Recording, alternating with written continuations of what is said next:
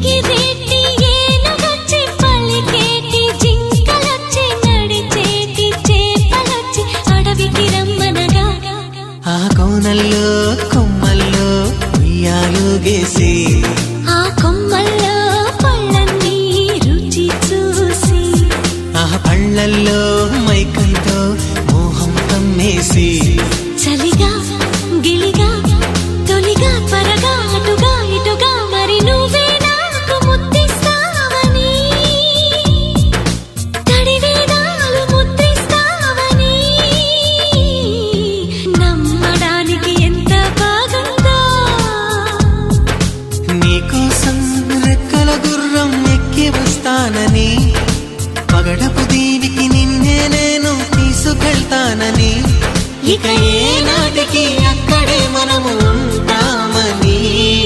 నమ్మడానికి